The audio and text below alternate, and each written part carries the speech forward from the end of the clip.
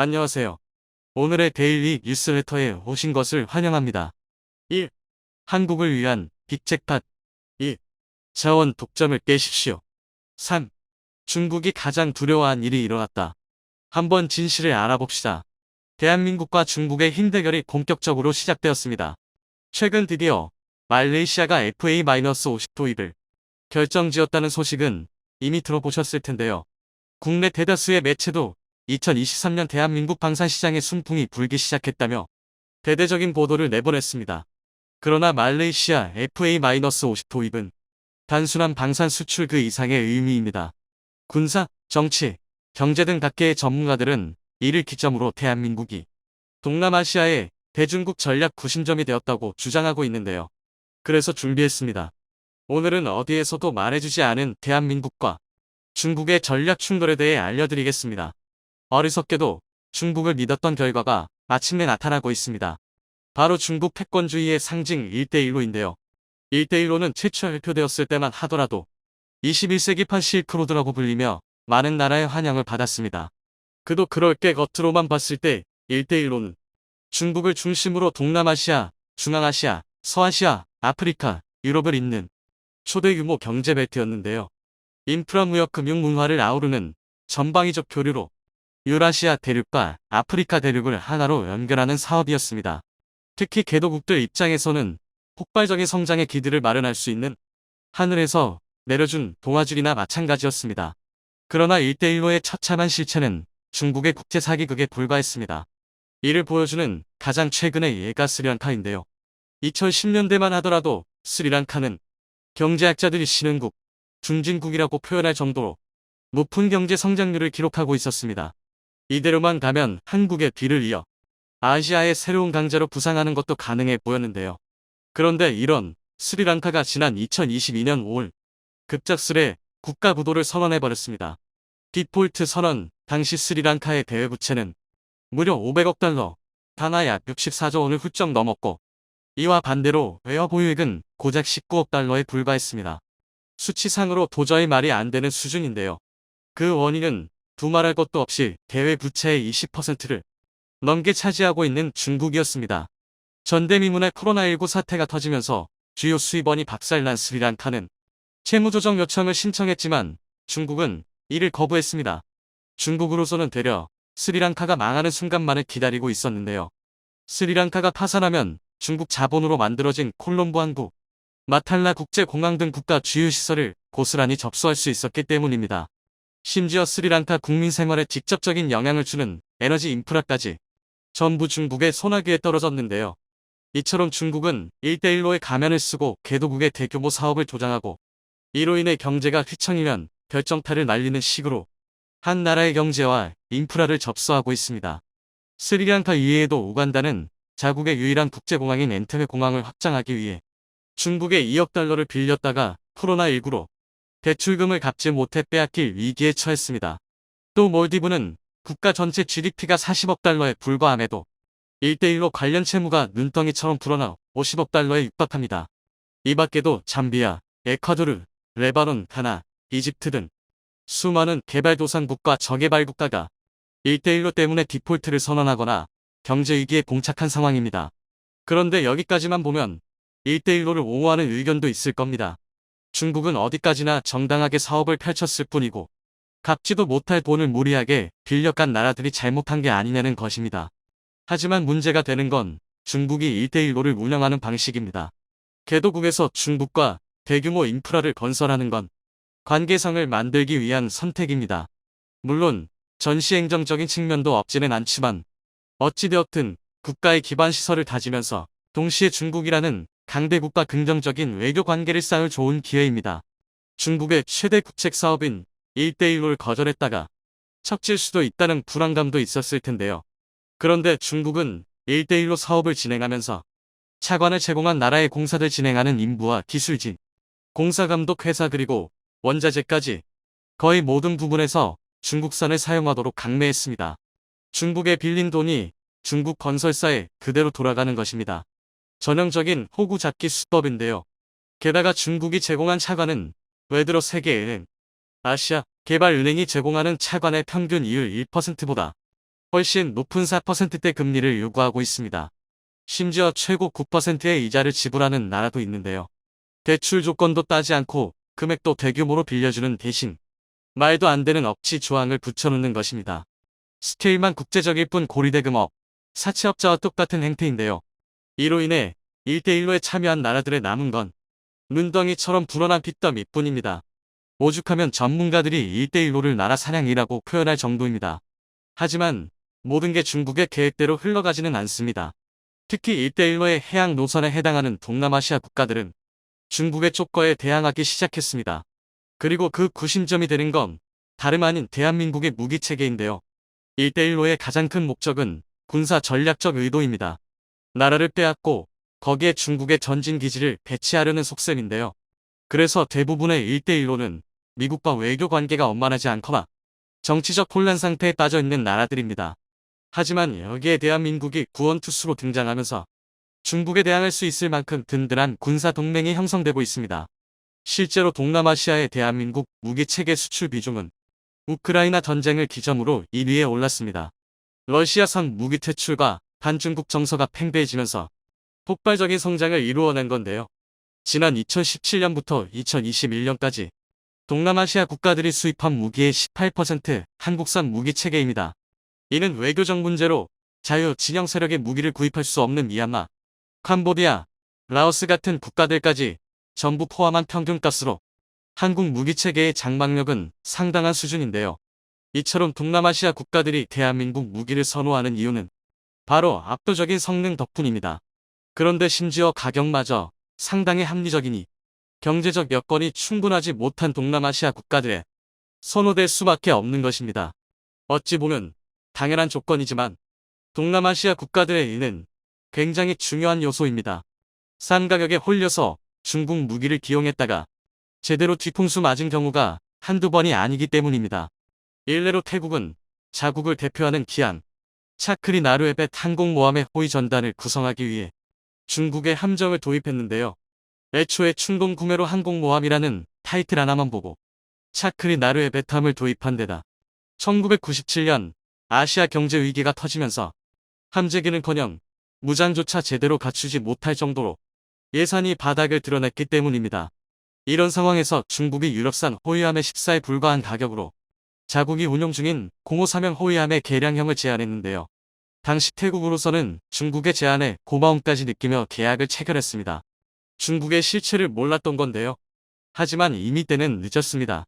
중국에서 3,000톤급이라 15보는 호위함의 무장은 5인치 주포 1문과 기관포 2문, 경월의 발사관 2개가 전부였습니다.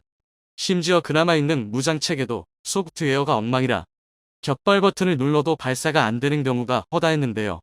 딱 중국산이었던 것입니다. 결국 태국은 053형 호위함을 도입하는데 사용했던 비용보다 더 많은 금액인 965억 을 스웨덴에 지불하며 대대적인 개수 작업을 펼칠 수밖에 없었는데요.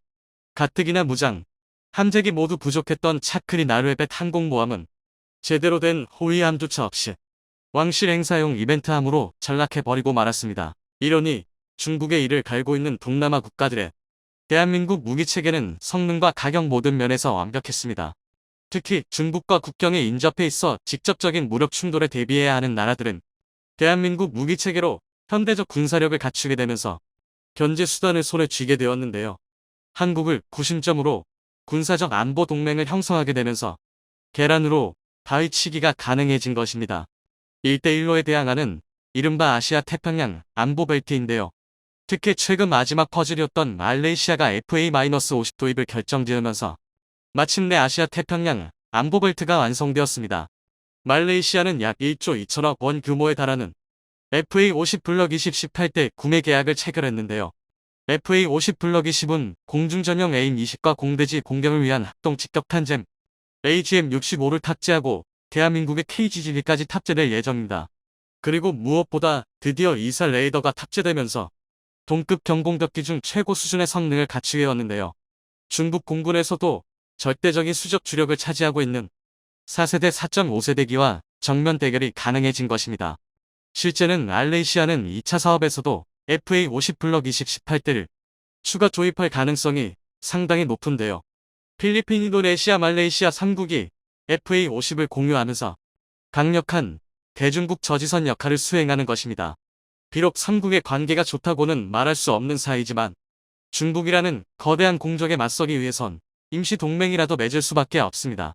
중국의 남중국해 진출 전략에 제대로 찬물을 끼얹은 셈인데요. 1대1로의 허리를 제대로 끊어버리는 것입니다.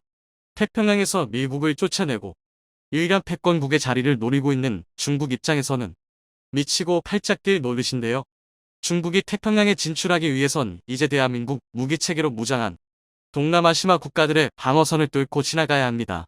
미국을 맞상대하기 위해서 최대한 전력을 보존해야 하는 중국 상황에선 사형선고나 다름없는 일인데요. 실제로 동남아시아 국가들이 본격적인 행동에 들어섰습니다. 동남아시아 국가연합 아세안 코드의 미국과 인도를 전략적 파트너십 단계 CSP로 격상한 것도 그중 하나인데요. CSP는 아세안이 권역의 국가와 맺는 최고 수준의 외교 관계로 지금까지는 중국과 호주가 유일했습니다. 그런데 여기에 본격적으로 미국과 인도를 끌어들임으로써 노골적인 중국 견제에 나선 것입니다. 그리고 그 배경에는 대한민국의 무기체계를 통해 군사동맹의 영향력을 확대한 게 결정적이었는데요. 이처럼 대한민국은 뛰어난 무기체계와 기술력을 바탕으로 세계 곳곳에 영향력을 행사하기 시작했습니다. 세계 경제는 자원 경쟁을 넘어 자원 독점까지 치닫고 있습니다. 그 중심에는 중국이 있었는데요.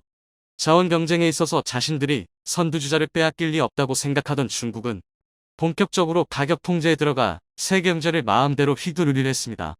중국의 만행은 각국의 전문가들이 향후 중국이 자원 무기화를 추진하고 그 과정에서 각국의 자원 민족주의를 자극하면서 국제정치, 경제 질서에 대혼란을 가져올 것이라며 걱정할 정도였는데요.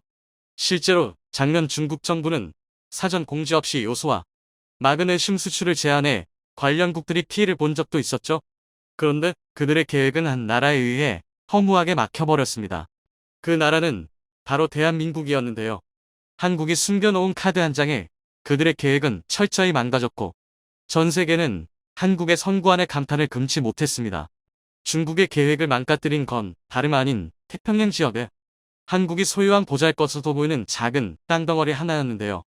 대체 한국이 소유한 땅이 어떤 위력을 지니고 있었는지, 그리고 천하의 중국이 어째서 앞으로 암울한 현실을 마주할 수밖에 없게 됐는지 자세히 살펴보겠습니다. 얼마 전 테슬라의 경영자 일론 머스크가 자신의 SNS에 게재한 푸념이 인터넷상에서 한창 화제가 되었는데요. 세계적인 갑부인 그조차도 감당하기 힘들 정도로 엄청난 가격의 광물 가격 때문이었습니다. 실제로 그는 리튬 가격을 보면서 미친 인생 가격이라는 표현까지 할 정도로 엄청난 가격 폭등에 테슬라는 비용이 개선되지 않는다면 실제 채굴과 정제에 직접 대규모로 진출해야 할지 모른다 라는 말까지 남겼습니다. 일론 머스크를 한숨 짓게 만든 리튬은 전기차 배터리에 있어 가장 필수적인 광물로 유명합니다.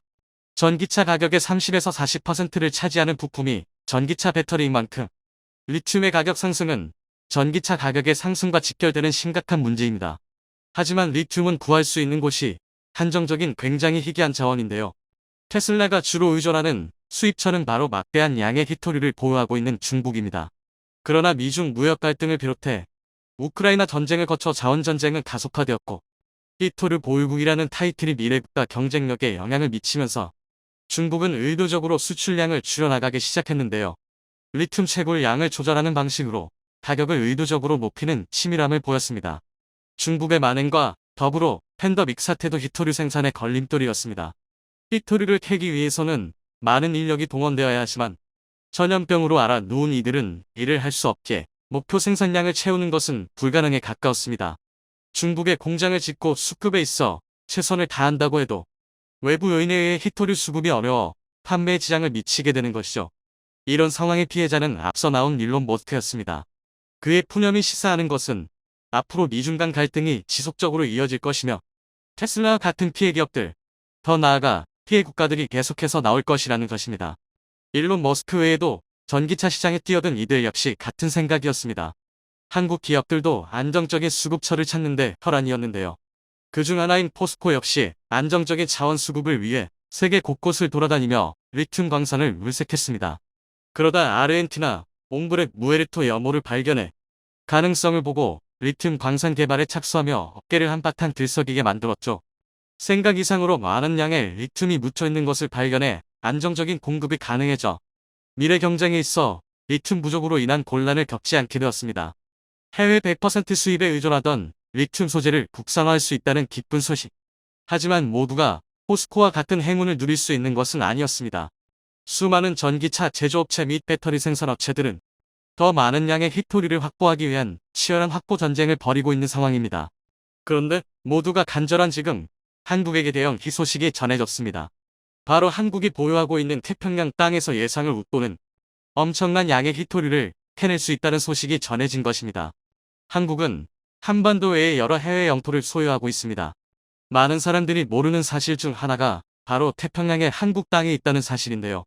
하와이 근처에 위치한 클라리온 클리퍼톤 해역이 바로 그곳입니다.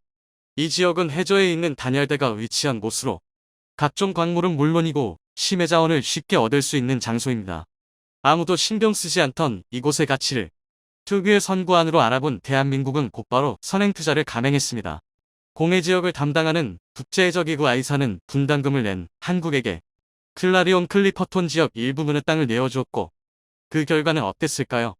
3천만 달러, 한화로 약 334억 원을 주고 투자한 이 땅은 한국에게 있어 절호의 기회였습니다. 한국이 허가받은 땅의 약 50%인 7만 5천 제곱킬로미터를 단독 개발할 수 있는 권리를 얻게 된 것인데요. 이 땅에는 여러 심해 자원들, 두 종류를 비롯해 산호와 물고기 종류들이 있지만 그것보다도 더 중요한 가치를 지닌 검은 황금, 망간단괴가 잠들어 있는 곳입니다. 이 망간단괴를 한국에 독점적으로 캐낼 수 있게 됐습니다. 추정치로 약 5억 6천만 톤이 묻혀있는 이 지역은 매년 300만 톤씩 채굴한다고 가정하면 100년 이상 이득을 볼 수 있는 곳으로 금액으로 환산하면 200조 원이 넘는 가치를 지닌 곳입니다. 코발트, 니켈, 구리 등이 함유되어 있는 광물인 망간단괴는 여러 광물이 결합되어 있어 분해하는데 섬세한 기술력이 필요합니다. 따라서 어느 정도 그 기술력이 뒷받침이 되어야 개발할 수 있고 전 세계에서도 한정된 국가만 제대로 개발을 할 수 있는데요. 한국은 세계에서 기술력은 물론이고 분해 능력이 있어서 탁월한 능력을 보이는 국가입니다. 중국이나 동남아시아 국가들이 한국의 채굴 능력을 줄을 서서 배워갈 정도로 그 탁월함은 세계의 정평이 나 있는 상황입니다.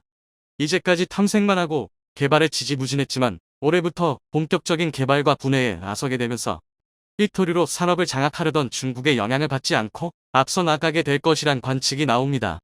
흥미로운 것은 한국이 확보한 광구는 한두 개가 아니라는 것입니다. 서태평양 마젤란 해역에도 한국은 만감각 투자를 한 바 있었고 현재 탐사를 진행 중에 있습니다. 부존 자원이 얼마나 되는지 확인한 후 자원을 본격적으로 채굴한다면 클라리온 클리퍼톤 지역보다 더 막대한 이득을 볼 가능성도 배제할 수 없다는 분석이 압도적입니다. 여기에 더해 한국은 인도 양중앙해령 열수광상을 포함해 피지, 통가 지역의 열수광상지대를 확보해 놓은 상태인데요. 이 지역 역시 지질 검사와 채산성 테스트만 통과한다면 바로 한국이 자원을 캘 수 있는 장소입니다. 한국 정부가 미리 투자하고 영유권을 가진 태평양 해저산들 중 하나 역시 화제가 되고 있습니다. 최근 남태평양의 통가에서 해저 화산재 폭발 사건이 발생했는데 통가 주변에 새로운 섬들이 생겨나고 있고 작은 섬의 면적이 커지는 이변이 발생하고 있습니다. 이 때문에 세계 각국에서는 이렇게 새로 생겨나는 섬들에 대한 영유권 문제를 어떻게 처리를 해야 하는지 고민하고 있는데요. 아직까지 명확히 정해진 바는 없습니다. 현재 국제법상 외딴섬이 영토로서 인정을 받으려면 단순히 바위 같은 토양만 있는 것이 아니라 나무나 풀이 자라고 농업개발이 가능한 식생을 가지고 있어야 합니다. 여기에 국가 소속의 공무원이나 군인이 아닌 민간인이 자급타족하며 거주가 가능해야 외딴섬이 영토로서 인정받을 수 있습니다. 만약 이런 조건이 충족되지 못하면 섬이어도 암초 취급을 받는데요. 이미 있는 섬도 가다로운 조건이 있는데 갑자기 솟아난 화산섬은 국가에서 영유권을 주장하기 더욱 애매합니다.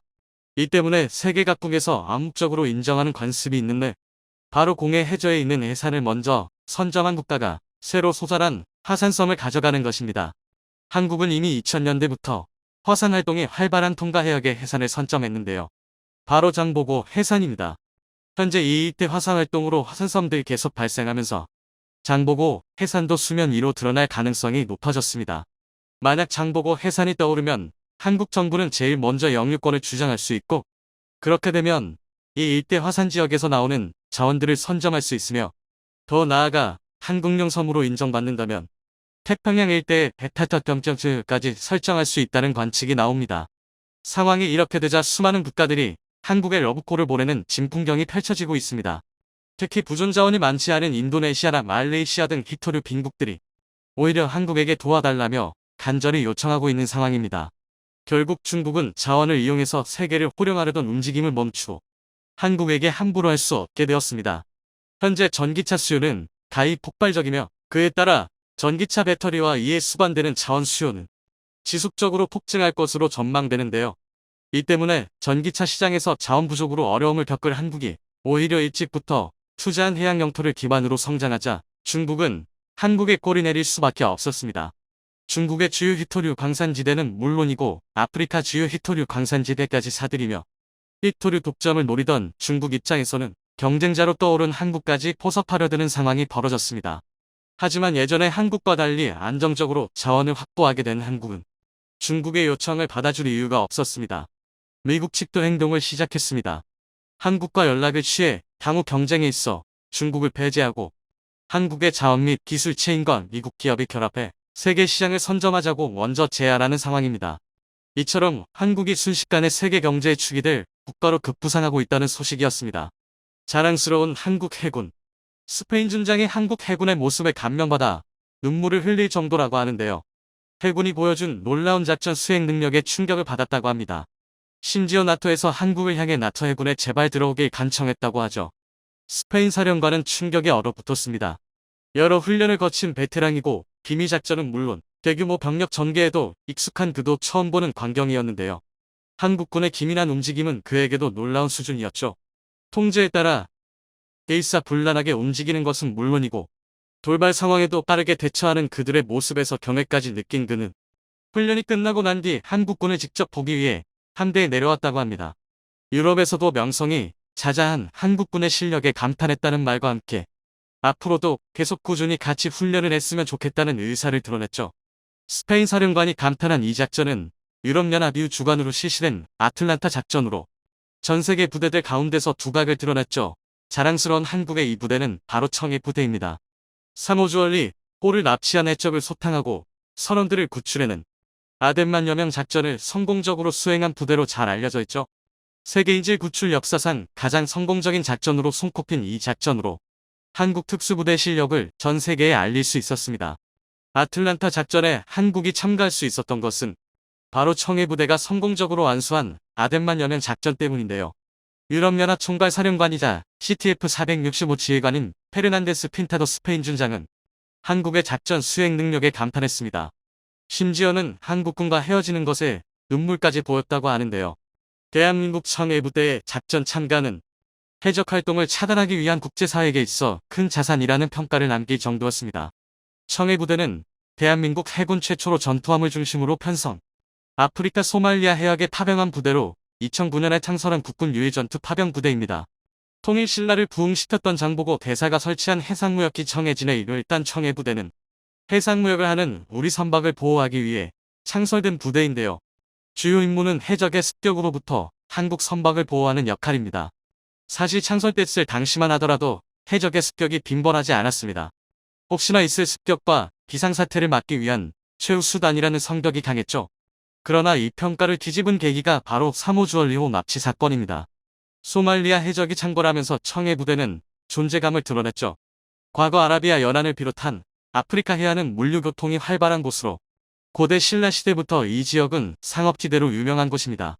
아프리카의 뿔이라 부르는 지역에 위치한 소말리아는 상업지대의 혜택을 받으며 성장했지만 내부의 부정부패로 인해 나라가 몰락하게 되었죠.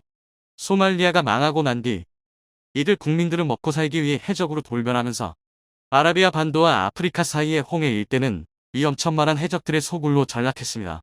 값비싼 물건을 실어 나르는 거대 함선들의 무장이 허약한 것을 이용 소말리아 해적들은 함선을 납치해 물건을 훔치거나 인질로 삼은 선원들의 국가에 금품을 요구하는 일이 빈번해졌죠. 이들을 피하기 위해서는 아프리카 대륙을 빙둘러서 가야 하는데 이는 시간도 많이 걸리고 물품 배달에 있어서 선주들은 손해를 감수해야 했기에 이들 해적의 존재는 굉장히 귀찮은 존재였습니다. 한국 상선도 해적의 존재를 껄끄럽게 여긴 건 마찬가지였습니다. 하지만 유럽 선박과 달리 한국 선박을 직접적으로 납치한 적은 없어 마음 놓고 있었던 것이 사실인데요. 이런 태도를 눈치채기라도 한 듯 사모주얼리 호가 소말리아 해적들의 타깃이 되어 납치된 것이죠. 이례적인 일이었기에 국내에서도 대대적으로 납치 사건을 조면 납치된 이들을 구해야 한다는 여론이 치솟았죠. 당시 이명박 대통령은 몸값을 요구하는 해적의 태도에 분노, 납치된 선원의 안전과 향후 한국을 향한 해적의 도발을 원천 봉쇄하기 위해 대한민국 청해부대의 출진을 명령하게 됩니다. 아덴만 여명 작전은 이렇게 시작되었죠. 그 결과는 보다시피 대성공이었습니다. 해적이 방심한 틈을 타 충무공 이순신급 구축함인 최영함은 해적에게 한포 사격하며 혼란을 유도했고, 이 틈을 타 링스 헬기가 출격, 해적을 향해 사격을 가했죠. 혼이 빠진 이들 해적들이 함대를 상대하는 동안 대한민국의 자랑스러운 어트시 부대가 3호 주얼리 호 우현으로 잠입, 조용히 선원들의 안전을 확보하고 자리를 지키고 있던 해적들을 사살. 5시간에 걸쳐 이들 해적들을 모조리 제압하고 선원들을 안전하게 구출해냈습니다. 해적 특성상 수틀리면 인질들을 다 없앨 수 있고, 구출하는 위급 상황에서 작전 수행 요원들이 목숨을 잃을 수도 있었지만, 놀랍게도 인질도 다치지 않고 수행 요원들도 모두 안전한 기적과도 같은 작전이 되었죠. 세계 인질 구출 역사에 이름을 새길 정도로 흠잡을 곳 없는 작전이었습니다. 이 소식이 퍼지면서 한국 해군의 무서움이 소말리아는 물론이고 전 세계에 널리 퍼졌는데요. 한국 선원들을 보면 무조건 사살하겠다는 허언이 돌았지만, 실제로 아덴만 작전 이후로 한국 선박을 공격하는 해적들은 없었다고 합니다. 케냐 몬바사 항에서 선박 대리점을 하던 한국 교민은 아프리카 내에서 한국 해군에 대한 평가가 달라졌다는 것을 증언. 프랑스와 이탈리아를 두려워하던 소말리아 해적들이 한국을 이 명단에 포함시켰다는 분위기를 전했죠. 이후 청해부대의 선박 호위 문의가 쏟아졌다고 합니다. 아덴만 작전 이전 청해부대 육진까지 평균 400척을 호위했던 반면, 작전 이후 청해부대는 평균 800대 이상의 함선을 호위했다고 하는데요. 주로 한국 함선들이 호위 대상이지만 외국 함선들도 한국 함대의 위명을 듣고 자신들을 호위해달라는 요청도 있었다고 하죠. 세계적으로도 한국 해군의 노하우를 알고 싶다는 요청이 쇄도. 작전 수행에 있어서 그동안 유럽과 미국 해군 위주의 작전이 전부였다면, 이제는 한국 해군까지도 포함하는 일이 벌어졌다고 합니다. 무아다르 카다피 정권이 몰락하던 2011년, 리비아 내전으로 교민들의 안전이 위험해지자 청해부대가 출격해 교민들을 안전하게 철수하는 임무를 맡았습니다. 2018년에는 가나 해역에서 납치된 우리 국민을 구출하기 위해 소말리아 해역에서 긴급 출동 12,000km를 3주 동안 항해기면에 도착하는 빠른 기동력을 보여주었습니다. 해적들에게 무력 시위를 벌이며 협상을 거친 끝에 한국 선원 3명을 돌려받으며 아덴만의 명성을 이어갔습니다. 호르무즈 해역까지 활동 반경을 넓히며 한국 해군의 저력을 보여주었죠. 그동안 아덴만 일대를 중심으로 선박 호위와 해적 퇴치를 맡았던 청해부는 오만과 페르시아만 일대까지 영역을 넓히며 독자적인 작전 수행을 할 정도로 성장했습니다. 이는 미국 국방부의 요청에 따른 것인데요. 세계 곳곳에 함대를 띄워놓고 해적 소탕과 각종 임무를 수행하는 미국이 한국 해군의 놀라운 작전 수행 능력에 감탄, 한국 해군이 미국을 도와 작전 수행에 참여해 줄 것을 원한 결과라고 하죠. 명성을 쌓아가던 청해부대가 명실상부한 전세계 최중요 부대로 알려진 것은 바로 이유가 아틀란타 작전의 멤버로 한국이 참여해 주기를 원한 순간이었습니다. 유럽은 소말리아 해적에 맞서 독자적으로 유럽 해군 조직을 수립, 별도의 해적 소탕 작전을 시행하고 있었죠.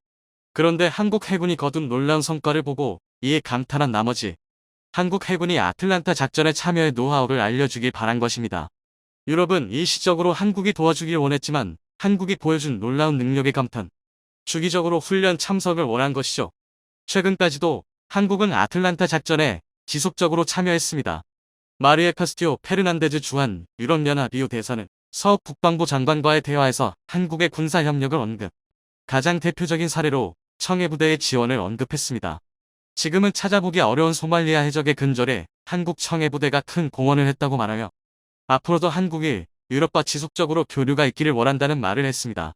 심지어 최근 한국 청해부대의 활약을 눈여겨본 유럽연합의 추천으로 한국이 북대서양 조약기구 나토 군으로 편입될 수도 있다고 하는데요. 나토 연합해군 사령부 산하 조직으로 참가하길 원한다고 하죠. 한국은 이미 2006년 나토의 글로벌 파트너 국으로 참여해 지속적으로 나토와 협력체제를 구축해왔습니다.